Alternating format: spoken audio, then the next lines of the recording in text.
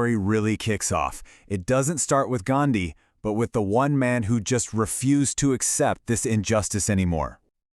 Picture this. It's 1916, at the massive Indian National Congress convention in Lucknow. We're talking thousands of delegates, all kinds of important people. And wandering through this crowd is a poor, skinny farmer from Champaran. His name is Rajkumar Shukla, and he has one simple, desperate plea for Gandhi. You have to come to my district. Now, what's just incredible here is the sheer tenacity of this guy.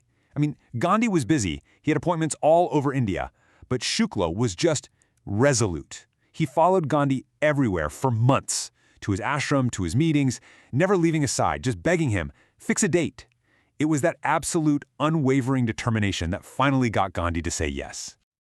And so, Gandhi agrees. But here's the thing, he wasn't there to lead some big protest. Not yet, anyway.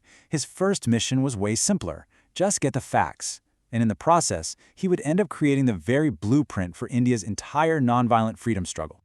His journey starts with a pretty big dose of reality. He shows up at the house of a lawyer named Rajendra Prasad, who would later become India's first president.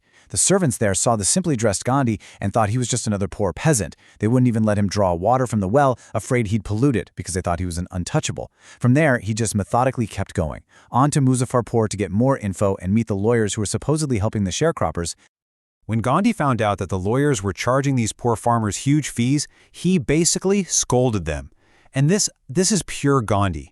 He realized that going to court was useless for people who were so crushed and terrified. I mean, what good is legal justice if you're living in constant fear? That was the real battle that needed to be won. And then Gandhi uncovered the latest and, honestly, the cruelest twist.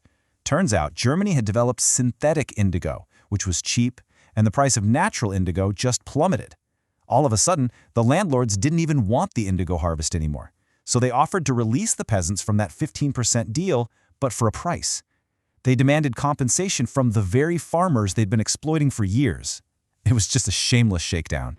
So now he has the facts, and his mission starts to escalate big time. What started as just a simple investigation was about to become a direct showdown with the British authorities, and this confrontation would become the first major test of the civil disobedience he was pioneering. He tried to do things by the book. He went to the secretary of the British Landlords Association. But the secretary just flat out refused to give him any information, basically calling him an outsider. Gandhi's response was simple and powerful.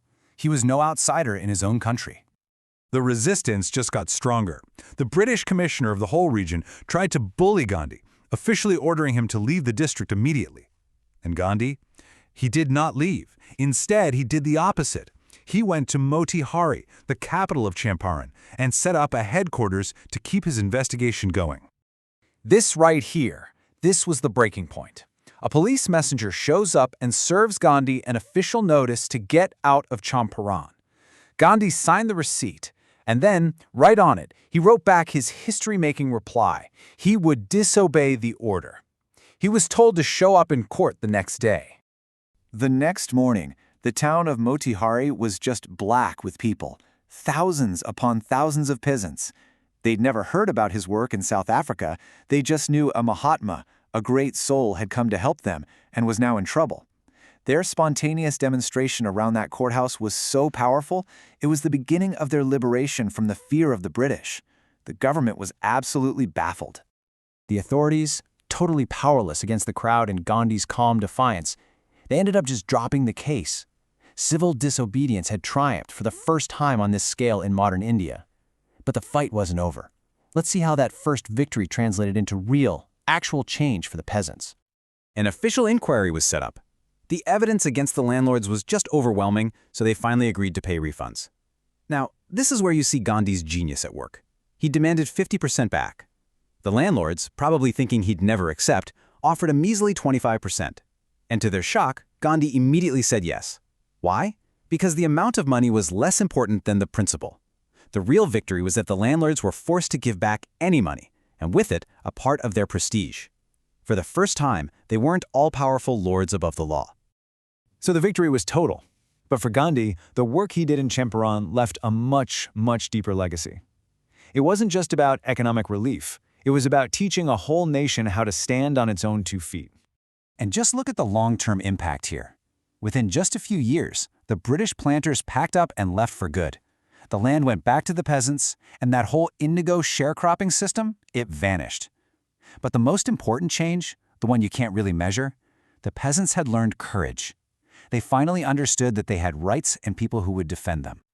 You know, Gandhi himself saw this as a pivotal moment. He later explained that what he did was actually a pretty ordinary thing.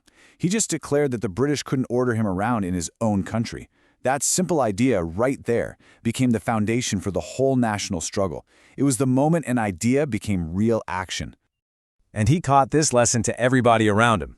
At one point, some of his followers wanted to ask a sympathetic Englishman to help their cause, but Gandhi was totally against it.